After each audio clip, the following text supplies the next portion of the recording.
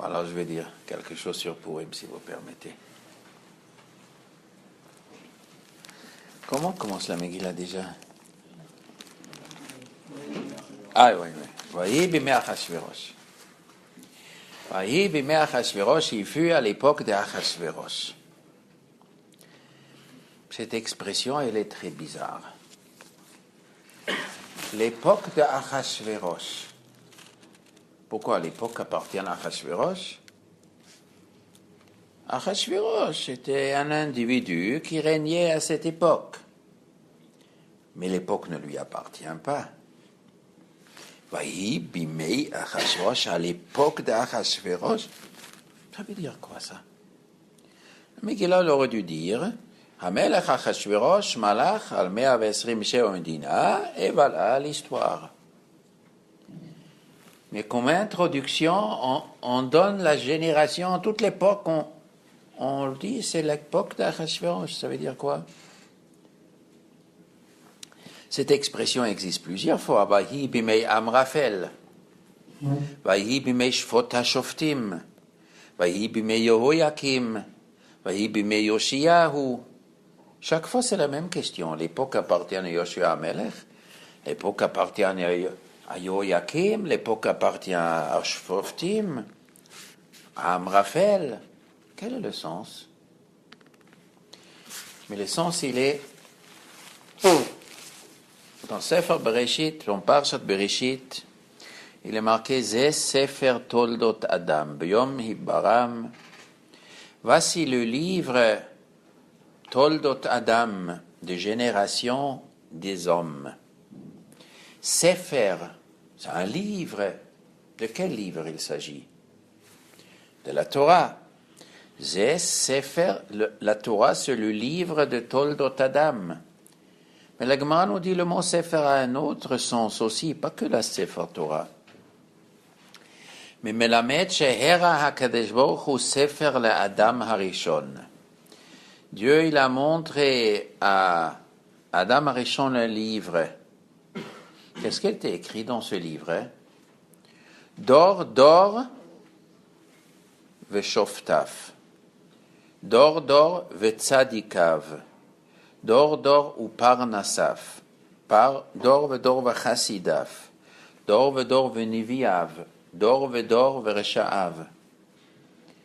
Dieu, il a donné un livre à Adam Rishon. Regarde, chaque génération, il y a des tzadikim, il y a des chassidim, des gens pieux, il y a des prophètes, il y a des juges, il y a des parnassim, des présidents, des rois, il y a des rechaïm, des voyous. Et voici le programme de l'humanité. L'humanité ne se passe pas par hasard, sauvagement, sans guide, et les gens y font ce qu'ils veulent. Ce n'est pas comme ça. Le monde est structuré, pas seulement par des lois physiques, par les lois de la chimie, par les lois de la nature, même vis-à-vis de la mentalité des générations. Les rois représentent la nation et le plus grand roi représente sa génération et il donne une tonalité. Il injecte une mentalité dans cette génération. Et dans cette génération est accompagné par des rechaïm et par des tzadikim, mais pas des simples rechaïm, des simples tzadikim. Dor, dor, vereshaav. La génération est ses voyous. Dor, dor, vetzadikav. La génération est ses tzadikim, ses neviim, ses chassidim, ses parnassim. Parnas, c'est le président, c'est le chef, le roi. Ça veut dire, une génération correspond, il y a toujours un ensemble. Nous, aujourd'hui, l'année 2019, c'est une génération, elle n'est pas comme la dernière génération. Elle n'est pas comme l'avant-dernière. Il y a la génération de la Deuxième Guerre mondiale. C'est une génération après la Deuxième Guerre mondiale, il y avait une autre génération. Après la mai 68 a créé une nouvelle génération. Maintenant, le 21e siècle, c'est de nouveau. La mentalité commence à changer. Aujourd'hui, c'est la mentalité smartphone. Peut-être la mentalité gilet jaune. C'est lié. Les gilets jaunes et les smartphones sont liés. Pourquoi ils sont liés? Pourquoi ils sont tellement beaucoup Les gilets jaunes, ils aiment de discuter sur les ronds-points. Parce que depuis quelques années, les gens ils ne parlent plus avec personne. Tout le monde est là son smartphone du matin jusqu'au soir et du soir jusqu'au matin. Les gens, ils ne se parlent plus.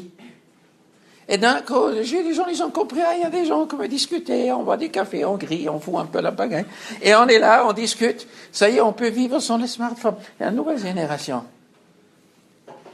Aujourd'hui, il y a une génération qu'on peut lancer la chanara bien sur tout le monde. Spécialement les hommes qui font du mal à des femmes. Aujourd'hui, les gens, ils parlent. C'est bien. C'est une amélioration vis-à-vis de ce qui s'est passé 20, 30, 40 ans, que les hommes, ils ont abusé des femmes. Aujourd'hui, ils lancent en mouton et ils lancent tous les lachonara sur les hommes. C'est bien. Sauf d'avoir, à Kol Nishma, à la fin, tout va être entendu. À la fin, ne peuvent gérer le monde que des gens bien. Les Bahar Yeshiva, ils vont gérer. Il faut se préparer. Parce que tous les gens, ils vont trouver aujourd'hui des mouches sur chacun, des bêtises qu'il a fait, on dit qu'elles viennent après l'autre, dans les verbes. Sauf d'avoir, tout va être entendu. Donc il n'y a que des gens bien qui peuvent gérer. Bon, mais ça on verra pour plus tard. Chaque génération, il a son truc. Et son truc, après il y a des Rechaïm, il y a des Tzadikim pour équilibrer. Vaïhi bimei Achashverosh. Alors il y a ici une époque Achashverosh. Quelle est la spécificité d'Achashverosh? C'est quoi son truc d'Achashverosh? Un roi comme tous les rois. Non, c'est pas un roi comme tous les rois. Baharoto, asa mishte lechol sarav avadav, chel paras umadai, apartemim. Baharoto, et oshokvot malchuto, ואת יקר תפארת גדולתו, ימים רבים, מונים ושמעת. Alors, על מיטות זהב הכסף, ודר וסוחרת, והשקות בכלי כלים מכלים שונים. Le vin qui coule à flot, la viande qu'on mange, oh là là, Eikran, Baharoto, et Osher Kvod Baharoto, il étale sa richesse et l'or et les diamants. C'est un morceau, ce Achashverosh. Tout l'argent que les générations ils ont ramassé, les types, il est en train, dans 180 jours, en train de festoyer, il claque tout son argent. À la fin, il était banqueroute, et à la fin, il était obligé de lever des impôts parce qu'il a tout claqué l'argent. C'est un morceau, c'est une mentalité. Et après, avec les femmes, au Boker, Ishava, tous les jours, depuis la 3e année qu'il a tué Vashti, jusqu'à la 7e année qu'Esther, elle a été couronnée, ça fait 4 ans, et tous les soirs, il a une autre, qu'est-ce qu'il est fou, les gars? 4 années, 365 jours, ça fait combien de jours? 1200, il a connu 1200 pakistanaises, indoises et françaises et irakiennes. Un malade mental. Mais c'est ça Achashverosh. Et ça donne toute la génération comme ça. Tout le pays était comme ça, parfumé par ce dégoût. Et la Gemara nous dit, Asara kabin gasut yarda le'olam. Tisha lakra eilam. 10 mesures de gassout sont descendues au monde. 9 a pris Eilam. Shushan, c'est la capitale du pays Eilam. Il y a Madai, ou Para, c'est Eilam. Shushan, c'est une partie de l'Iran d'aujourd'hui, s'appelle Eilam. 10 mesures de gassout. C'est quoi gassout? Gas harouach, hein? Quoi? J'entends pas? Grossièreté.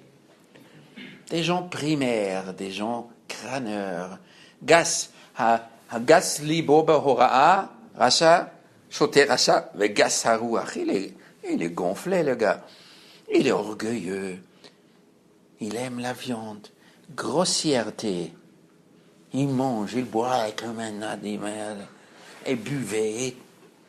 Gassout.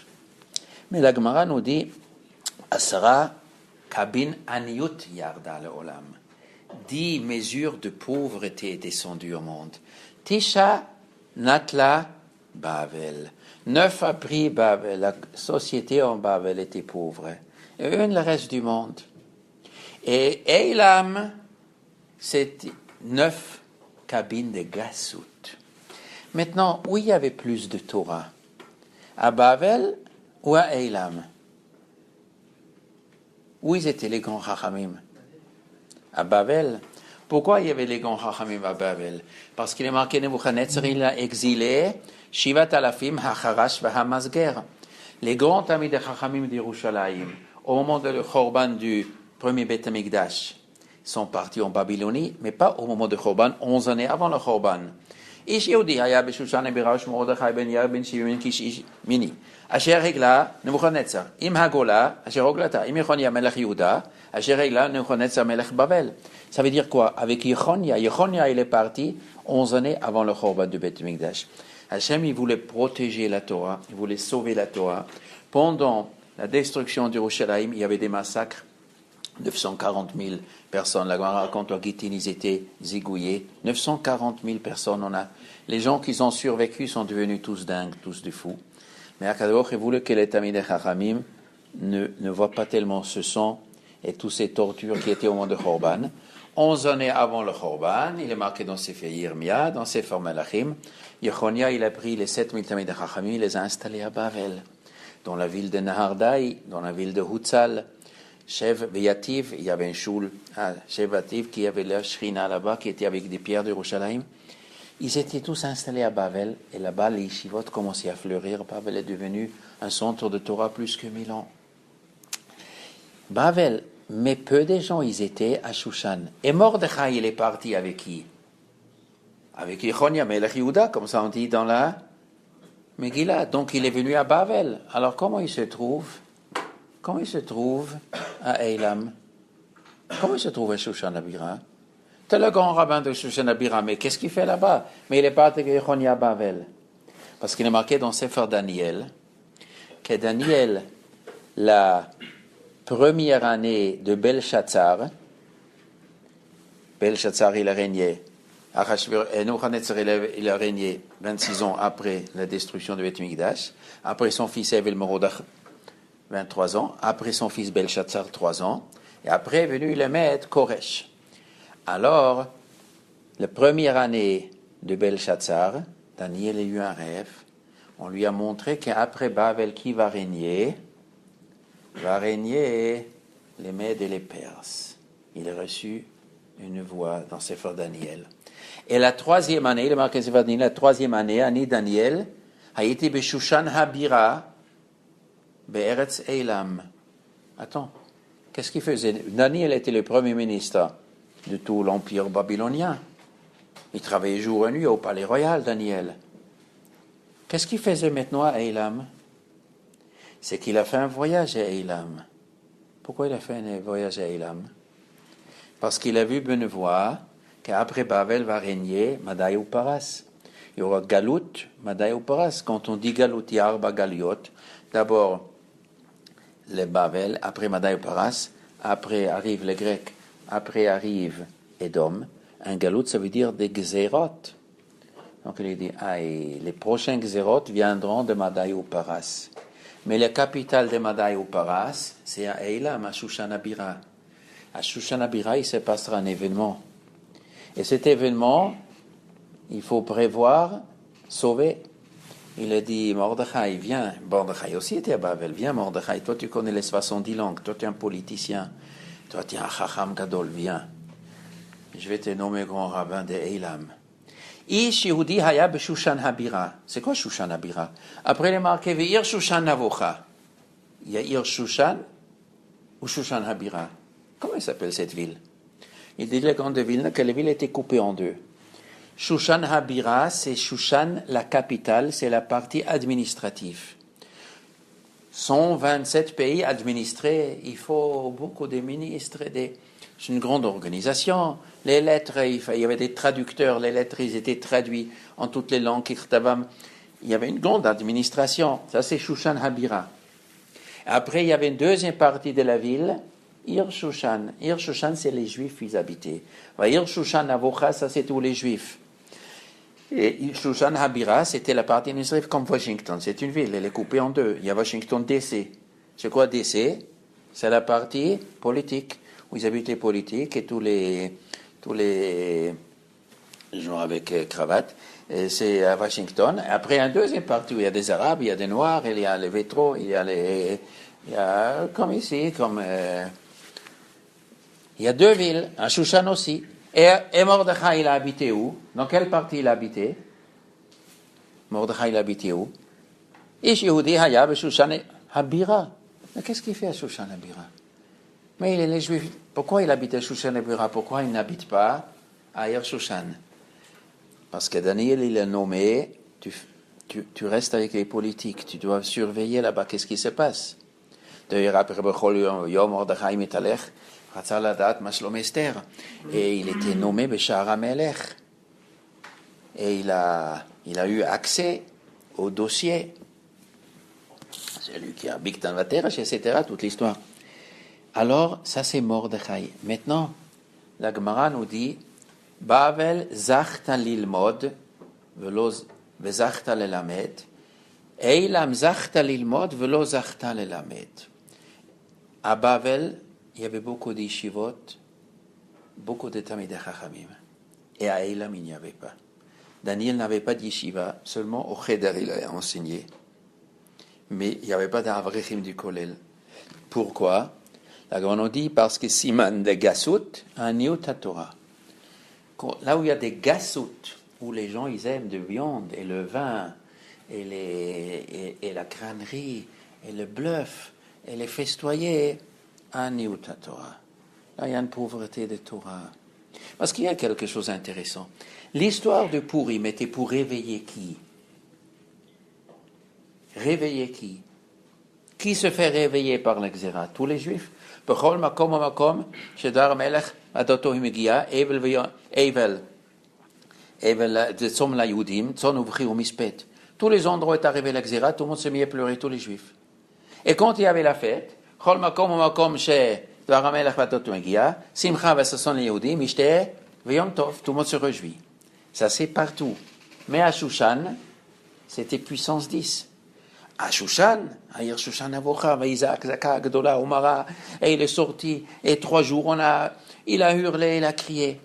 À Shushan, les Juifs, ils ont vécu l'événement 10 fois plus fort que dans le reste du monde. Et quand il y avait la joie, Aïr Shushan, Tzala, Vasamecha, Valayudim Haïtaora, Vasimcha, Vasason, Vikar, et Mordechai, Zabil, Vushmarchut, Trelet, Vachou. La joie était 10 fois plus, comme le Tsahar au début était 10 fois plus. Alors Dieu voulait réveiller qui? Tout le peuple juif ou les gens de Shushan? Tout le peuple juif, mais plus spécifiquement, les juifs de Shushan. Eux devraient vivre ça plus intensément. Pourquoi? À Babel, on enseignait la Torah. Mais à Shushan, les gens, ils sont allés au festin, les juifs. Ils ont bu, ils ont fait des bêtises pendant le fameux festin d'Achashverosh. Les juifs de Shushan, Dieu il voulait piquer plus fort. Il voulait les réveiller plus fort. Ça, c'est la génération de Achashverosh. Une génération de Gassout. Et donc, la Gassout a provoqué un électrochoc. Haman, il a provoqué un électrochoc. L'époque d'Achashverosh, l'époque de Gassout. Et les Juifs aussi, c'était comme ça. Il fallait un tzaddik. Dor v'resha'av, dor v'tzadikav. Il fallait un tzaddik au Mordechai. Et c'est lui qui a fait, lui, il a réveillé les Juifs, et même il a sauvé la situation. C'est pour ça que la Megillah commence Baharotot Oshakot Malchoto. Pourquoi la Torah nous raconte? La Torah, il aurait pu abréger toute cette histoire. Il a fait un michté, et on a demandé Vashti, elle ne voulait pas venir, elle a tué Vashti, on a mis Esther à la place. On aurait pu terminer ça très facilement. Mais elle voulait raconter toute cette histoire, parce que ça, c'est le fond de l'histoire. C'est un laisser-aller, les gens, ils ne voulaient pas étudier. Donc, il est intervenu cette histoire. Mais essayez de comprendre un petit peu plus. La Gemara dit Haman. À quoi ressemble Haman? Il y a un Gemara Megillah. La Gemara dit, pour donner une fable, pour comparer Haman, à quoi il ressemble? Il y avait une fois un corbeau. Et ce corbeau, il a fait un nid au bord de la mer. Vous connaissez cette Gemara? La mer, il y a la sable, il y a un corbeau, il a installé son nid là-bas. Très bien. Est venue la marée haute, elle a Le nid, il est parti. Alors le corbeau, il revient, il voit que ses enfants, ils sont plus là, les petits oisillons, ils sont plus là. Il dit, mais qu'est-ce que c'est? Chutzpah, quand mère, elle m'a coupé le truc, mais c'est pas possible. Bon, je te jure, mère, je vais t'assécher. Et il a pris dans son bec des graines de sable, il a jeté dans la mer. Il a dit, je vais prendre le sable et je vais assécher la mer. Alors comme ça, Haman, il a dit, je vais détruire les Juifs. Et Akadosh Baruch Hu, il sourit, mais quel imbécile. Mais quel imbécile. Un petit corbeau, il veut assécher la mer. Mais moi, le bon Dieu, comme ça il dit le Midrash, mais moi, le bon Dieu, quand j'ai voulu détruire les Juifs, ça ne marchait pas. Il est venu, Moshe Rabbeinu ne m'a pas laissé. Il dit, mais non, tu fais pas ça, Yaakov, je te laisse pas faire, tu vas pas faire ça. Mais moi, le bon Dieu, je veux détruire, je veux pas les détruire. Et toi, Haman, tu veux les détruire. Mais Chacham de la Manestane, c'est toi qui t'as détruit. Tu vas pas détruire les Juifs. Voilà le Midrash connu. Essayons de comprendre. Quand Chachamim font une fable, c'est pas simplement, c'est joli, c'est comme ça, c'est bien. Mais les fables de Chazal sont, pourquoi un corbeau, pourquoi pas un autre oiseau? Hein? Quoi? Il n'est pas cachère, ça c'est sûr. Haman, je ne veux pas le manger. Ni pour lui, ni pas pour lui. Ah, mais il n'est pas cachère. Quoi encore? Il y a d'autres oiseaux qui ne sont pas cachères. Corbeau? Il a fauté dans la teiva. Hein? Il est arzar, il est cruel. Très bien. Maintenant, il a mis son nid au bord de la mer. C'est quoi la mer? C'est quoi le nid? C'est quoi le maire qui est venu pour emporter le nid? Ça correspond à quoi toute cette histoire? C'est quoi le machal? C'est quoi le nimshal? Pourquoi on parle de nid, d'oiseau, qui se fait emporter? Mais le pshat, il faut lire le livre de Ezra. Dans le livre de Ezra, il a été parmi les constructeurs du deuxième Beth Amikdash. 52 années après le Khorban du premier Beth Amikdash, le roi de Mède, il s'appelait Koresh. Koresh, il a publié « Je permets aux Juifs de monter à Yerushalayim pour construire le Beth Amikdash ». Oui? Yirmiyah Navi, il a dit « Il y aura 70 années, et après les Juifs, ils vont construire le Beth Amikdash ».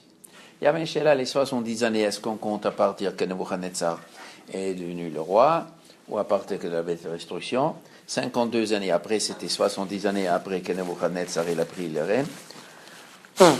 Il a dit, les Juifs, ceux qui veulent monter Yerushalayim peuvent monter Yerushalayim et qui construisent le Beth Amikdash.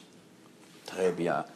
Tout de suite, il y avait des prophètes, Zachari et Malachi, sont montés Yerushalayim, Chagai et Navi, avec 42 000 Juifs, ils sont montés, ils ont commencé à faire des korbanot, ils voulaient construire le Beth Amikdash. Il y avait Yerushalayim, Tsarei, Yehuda ou Binyamin, des antisémites, composés par la partie le plus important, c'est les Samaritains, ce fameux peuple qui se convertit à l'époque de Senchérif, des Samaritains qui habitaient là-bas. Eux, ils voyaient les Juifs venir avec un mauvais œil, et il y avait 10 enfants de Haman qui habitaient Yerushalayim. 10 enfants. Haman, il a envoyé ses enfants à Yerushalayim, et les enfants, ils ont dit aux Samaritains, ne laissons pas les Juifs venir ici. Ils ont écrit une lettre à Koresh. Cette lettre, il est dans Sefer Ezra. Monsieur le roi, il faut que vous sachiez que Jérusalem, c'est une ville des rebelles et des voyous, et les Juifs, jamais ils veulent se soumettre à aucune autre nation. Ils ne payent pas des impôts autres, comme si c'est obligé de payer des impôts. Oui. Alors, aux autres nations, on paye un autre roi. Et c'est une rebelle. Tout le monde, personne ne peut s'en... Depuis Shlomo HaMelech, c'est des casse-pieds. Il ne faut surtout pas laisser les Juifs construire Yerushalayim. Si vous laissez construire Yerushalayim, les Juifs, ils vont prendre la partie ouest de tout votre empire. Vous allez perdre la moitié des impôts. Parce qu'ils me hodou, Vat Kush, depuis l'Inde, Pakistan, Afghanistan, Iran, l'Irak, Eretz Israël, après ça va en Égypte, et le Soudan, et l'Éthiopie, tout. Et Yerushalayim, c'est entre les deux. La partie ouest, vous allez perdre des impôts, vous allez voir. Ne laissez pas les Juifs venir. Et il a reçu ça à Koresh. Il a dit, je retire ma permission, vous n'avez pas le droit de faire le Beth Amikdash. Il a retiré. Après, il est marqué dans Sefer Ezra, il est mort. Après est venu Achashverosh, le roi. Ubime Achashverosh, Katvu Sitna. De nouveau, les enfants de Haman, ils ont écrit des lettres. Ne laissez pas. Achashverosh ne permettait pas. D'ailleurs, il est intéressant. Quand Esther elle est venue chez Achashverosh, qu'est-ce qu'il a dit à Achashverosh? Malach Esther Amalka. Qu'est-ce que tu as, maman? Jusqu'à la moitié du royaume, je t'offre. Il est généreux, le type. Jusqu'à la moitié du royaume, je te. Rashi raconte, c'est quoi la moitié du royaume? Hein? Zubinia Bet Amikdash, qui est au milieu de son royaume. Et Chatzitza. Yerushalayim, c'est la Chatzitza, le Bet Amikdash, c'est vers un Chatzitza. Je te permets tout, sauf Binia Bet Amikdash, je te permets pas. Mais Achashverosh ne savait pas qu'Esther et les Juifs à l'époque. Esther, elle était peut-être une Indoise ou une Pakistanaise ou une Chinoise. Il est complètement fou. Achashverosh, il est dans son palais. Il a dit, voilà, les Juifs, ils vont partir à la casse. Voilà, j'ai donné à Haman, super bien. Ah, Esther Amalka, ah, voilà le sceptre. Viens, Esther Amalka, qu'est-ce que tu veux? Jusqu'à la moitié du royaume, je te donne tout, sauf Jérusalem, sauf le Binya Bet Mikdash. Mais qu'est-ce qu'il me parle de Binya Bet Amikdash? Il ne sait même pas qu'elle est juive. Et pourquoi il parle de Binya Bet Amikdash? Parce que la permission qu'il a donnée à massacrer les Juifs, c'est parce qu'il ne voulait pas le Binya Bet Amikdash, parce qu'il avait peur de perdre la moitié des impôts. Donc lui, il était dans son rêve. Enfin, les Juifs, ils ne vont pas me casser mon royaume. Et quand Esther il est venu, lui, il est dans son rêve. Bet Amikdash, tu ne peux pas me demander. Parce que c'est ça. Mais on va revenir ici. On ne laisse pas faire le Beth Amikdash. Très bien. Qu'est-ce qu'il est marqué? Alors, il a mis Haman, il a mis ses enfants là-bas. Les enfants, c'est marqué Shamshai. C'était le secrétaire. Il est dit, écrivez pas que... Moi, je suis un antisémite. Haman était un antisémite, il ne supportait pas les Juifs. Mais ils n'ont pas dit que moi, je suis un antisémite. Ils ont dit, monsieur Koresh, retirez la permission de peur que vous allez perdre des impôts. Toujours les antisémites, ils emballent leurs paroles, leur haine avec une enveloppe économique, politique. Quand ils veulent influencer les chefs d'État pour faire une politique anti-juive, on le fait soi-disant, c'est toujours enveloppé dans un projet politique. Mais en vérité, c'est la haine qui... Ça, c'était les enfants de Haman. Alors, quand on dit Haman, il est comparé à un corbeau qui a mis son nid au bord de la mer. C'est quoi son nid? C'est où le bord de la mer? C'est Yerushalayim. Il a mis ses enfants là-bas. Est venue une vague, elle a emporté. Quelle était la vague? La vague, c'était Chages Harem Malachi avec les 42 000 Juifs. On va oui construire, on commence à faire des corbanotes.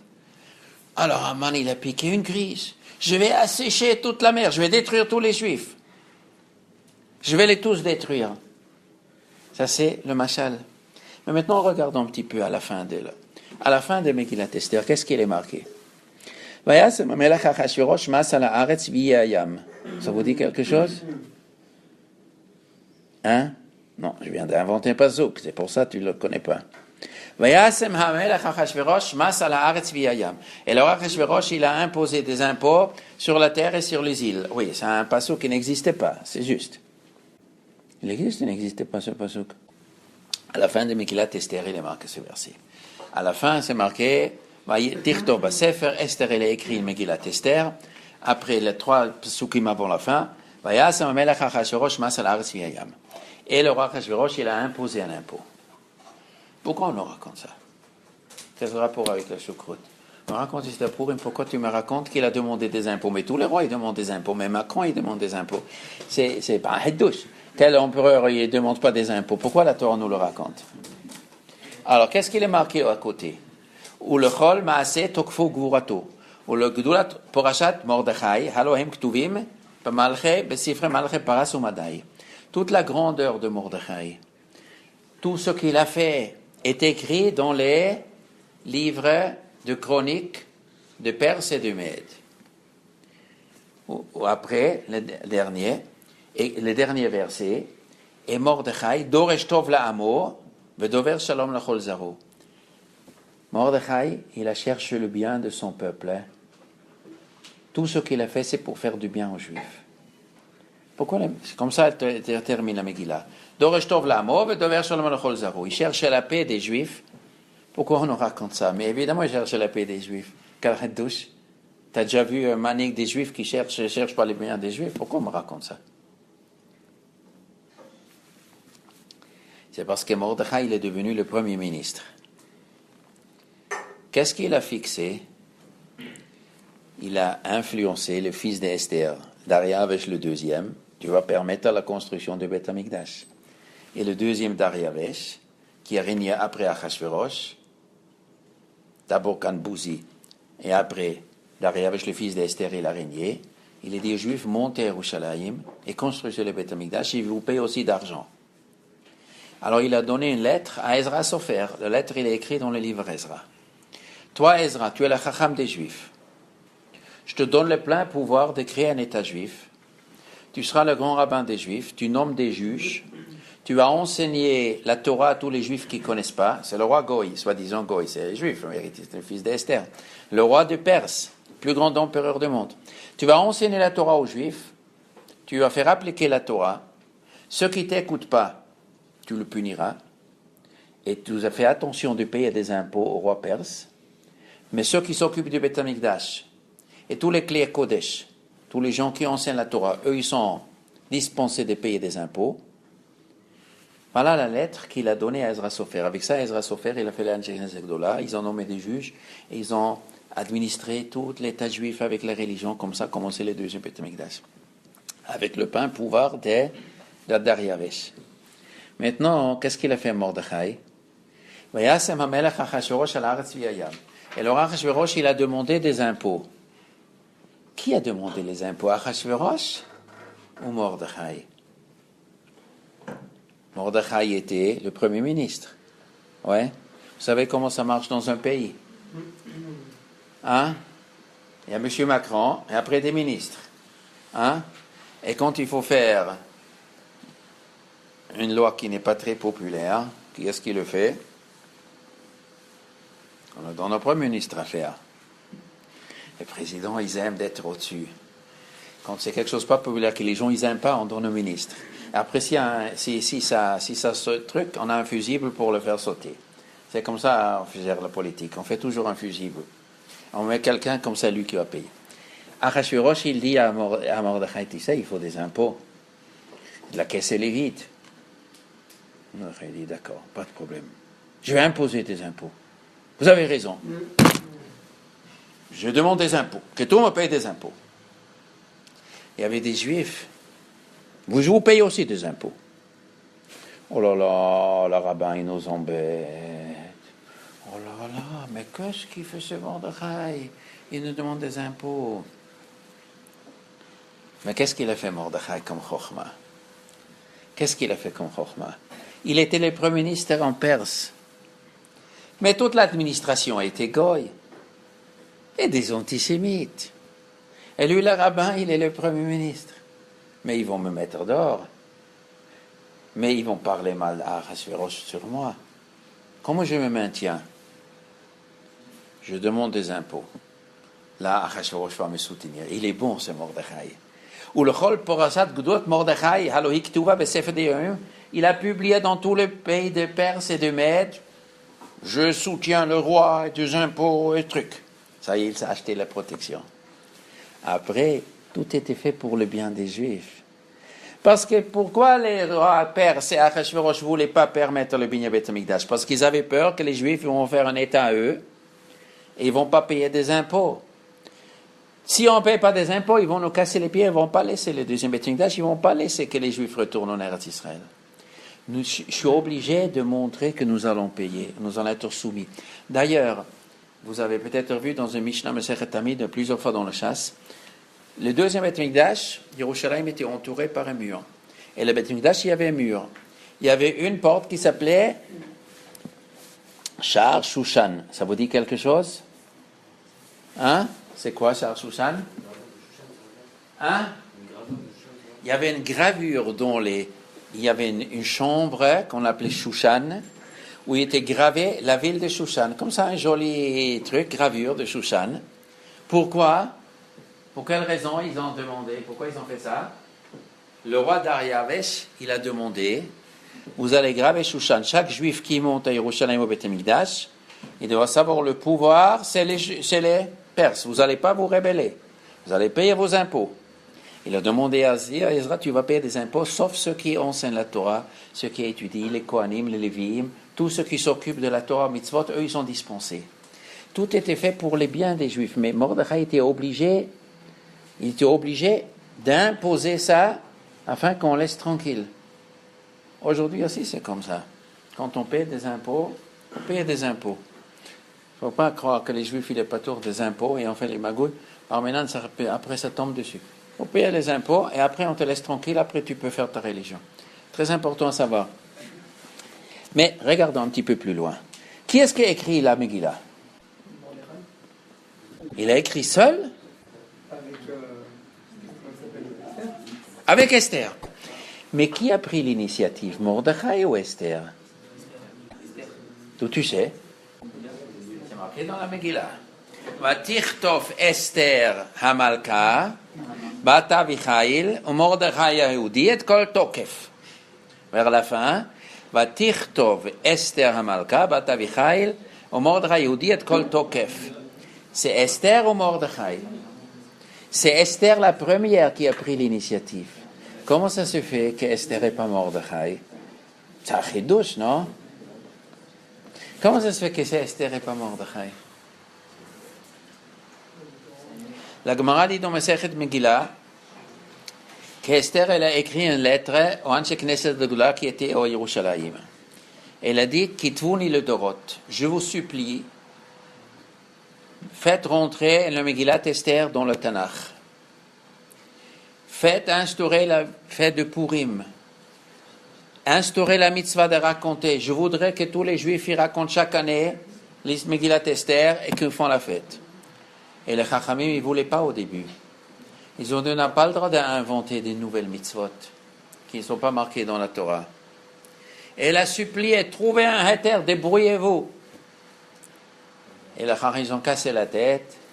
Et ils ont trouvé un pasuk, Ktov Zot Zirgon Besefer Vasim Bozne Yoshua. Ktov Zot, ça c'est la guerre de Yoshua. Besefer, Shaul HaMelech. Ça c'est, ils ont trouvé un pasuk qui me ramène qu'il y aura une fête encore de Purim, une guerre contre Amalek. Très bien. Alors ils ont instauré Purim.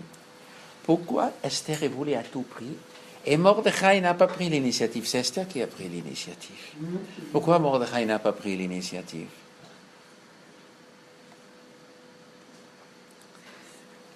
Probablement, le pshat, il est que Mordechai il avait peur de raconter l'histoire. Parce qu'Esther était une prophétesse. Une tzadékette, il n'y avait pas une femme comme ça. Elle était obligée de vivre avec un goy à Achashverosh. Un goy tamé, voyou comme il est. Et elle est obligée de vivre avec ce goy. C'est une honte pour Esther. Moi, je ne veux pas écrire ça. Alors Esther, elle a dit, je m'en fous. Je veux que ce sera écrit, ça ne me dérange pas. Mais c'est honteux pour toi. Mais je veux. Bon, si tu veux, d'accord, si tu mochel ton kavod, d'accord. Mais pourquoi elle voulait? Pourquoi elle était mochel son kavod? Comment ça se fait? Mais on peut poser la couche sur le bon Dieu lui-même. Il voulait sauver les Juifs. Il ne peut pas sauver les Juifs sans qu'Esther le tzaddik vit avec un goy. Il n'y a pas d'autre moyen. Hachem, il en a 1000 possibilités de sauver les Juifs. Pourquoi ça passe par un chemin bizarre comme ça, qu'elle se marie avec un goy? Alors la Gemara nous dit, est-ce qu'elle a fait un avira de vivre avec le goy ou pas? Hein? Honnête, vous avez fait la souga de Sanhedrin? Esther Karka Olam, est-ce qu'elle était passif? Une femme passive, un goy qui prend un revolver, il dit à la femme, tu te laisses faire sinon je te loge une balle dans la tête. Elle n'est pas obligée de refuser. Tu prends mon corps, tu fais ce que tu veux, moi je ne fais rien. Tu fais la avera. C'est passivement, c'est permis. C'est ça qui est marqué dans la Gemara Sanhedrin. Elle n'a pas fait d'avera, mais c'est quand même pas très joli. C'est quand même mieux pour une femme juive. C'est pas passer par ce guéhinom. Et comment ça se fait que le bon Dieu il a fait comme ça? Mais le pshat il est marqué. À l'époque de Mordechai et Esther, il y avait un prophète en Eretz Israël. Ils appelaient Zacharia. Zacharia Navi. Hein? Zacharia. Zacharia, il a fait une prophétie sur la guerre de Gog ou Magog. Il a dit, viendra un moment que les Juifs veulent construire Beth Amikdash, ils vont venir à Yerushalayim, et tous les goyim vont se réunir, ils voudront massacrer les Juifs. Ve'atza Hashem bayom ha'u, ve'nicham bayom ha'u. C'est marqué que les goyim vont rentrer à Yerushalayim. Ve'hanashim tishachavna, et les femmes vont, les goyim, ils vont toucher les femmes. Ve'chatzi ha'ir yilach la goula, ve'chatzi ha'ir va rester, la moitié de la ville va sortir à Galot, l'autre va rester. Et après, Dieu, il va venir, il va faire des nissim et des flottes, il va massacrer l'armée de Gog et Magog, et Mashiach, il va régner. Voilà, c'est marqué dans Zacharia. Zacharia, il parlait pour le deuxième ou pour le troisième Beth Amikdash? Troisième. Donc, il ne parlait pas pour son époque. Mais quand on regarde bien dans le Nevi, on voit qu'il y a un safek qui parlait à son époque. Le Malbi m'explique, il y a beaucoup de prophéties que Mashiach peut venir maintenant, Beth Amikdash, il y avait un safek si le deuxième Mikdash serait le dernier ou pas. Et le Gemara nous dit, si tous les Juifs de Babel seraient montés à Yerushalayim avec Ezra, jamais le deuxième serait détruit, ce serait éternellement. Mais les Juifs ne sont pas venus, que peu, au même moment le deuxième Beth Amikdash a été détruit. Mais si tous les Juifs seraient venus, tout ce qui est marqué pour Mashiach serait réalisé dans leur époque. Donc imaginez-nous, Zacharia il est là à Yerushalayim, pendant l'époque de Purim, et écrit sur tous les toits, venez à Jérusalem, on va construire le Beth Amikdash, et peut-être Mashiach va venir maintenant, et sachez les gars, ils vont tous se réunir, et on voudra nous massacrer, et les femmes vont être... Alors si une femme à Babel, il entend ça, il dit, je reste ici, que le Messie vient, que débrouillez-vous, une fois que tout est réglé, je viens, mais moi je ne vais pas rentrer dans ce salade. Tu vas rentrer dedans quand le prophète, il dit qu'il y aura la guerre de Gog et Magog, si tu viens là-bas. Mais le Navi, il a voulu que les Juifs ils viennent. Et si ça arrive, les femmes n'ont pas fait d'Avera. Esther est là. Qu'est-ce qu'Akadosh il a fait? Il a pris Esther, la plus grande sadéquette, et le goy, il l'a obligé de vivre avec elle. Esther, il a dit, je ne me gêne pas, que tous les Juifs le sachent. Ce n'est pas un Avera. Et c'est comme ça qu'Akadosh il veut comme ça. Il a voulu que je me salis.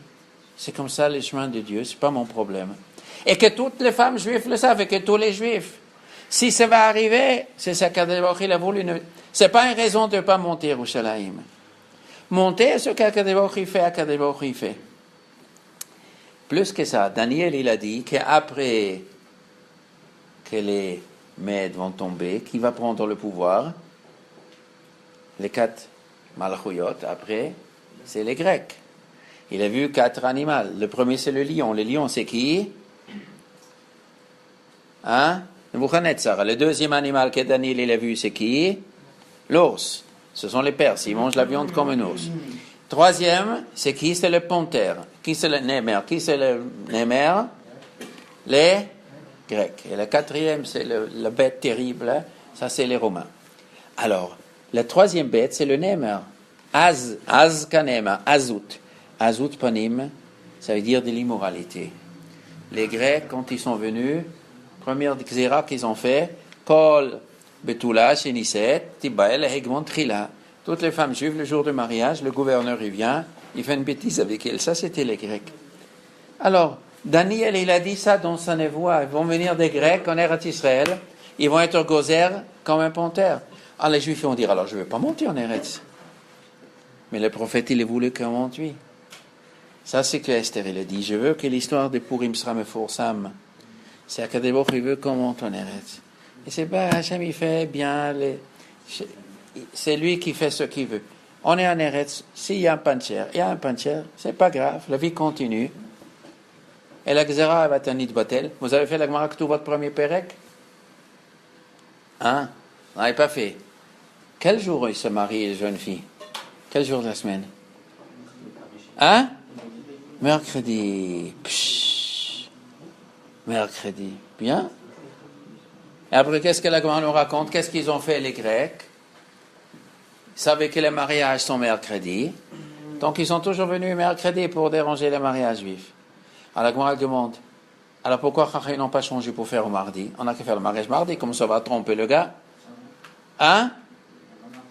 Qu'est-ce que tu dis? Je n'ai pas entendu. Ah, il viendra mardi, pas mal. C'est la Gemara parle de ça aussi. Mais la Gemara nous dit que les Juifs, ils ont commencé à faire mardi. Les Juifs, ils ont commencé à faire mardi. Et ils ont troublé, c'était... Mais les Chachamim, ils n'ont pas dit de faire mardi.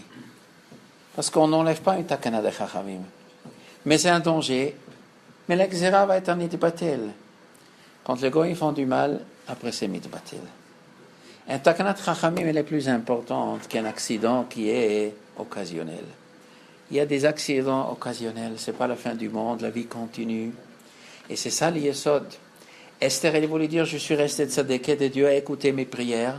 Un accident de parcours, je n'ai pas cherché cet accident. C'est le bon Dieu, il a fait cet accident car Achashverosh m'a touché. Moi, je ne l'ai pas cherché. C'est pas pour ça que le bon Dieu, il est fâché avec moi. S'il arrive quelque chose, le bon Dieu, il n'est pas fâché. La vie continue et on reste dit qu'on nous aime. C'est pour ça qu'elle voulait que ce miracle sera publié et le Megillat Esther sera publié et que le Purim sera festoyé parmi tous les Juifs pour savoir qu'Akadosh Baruch Hu il aime même quand il y a un pancher. On n'a pas cherché, c'est bon, la vie continue. Il voulait qu'on n'a pas peur de la voix de Zecharia.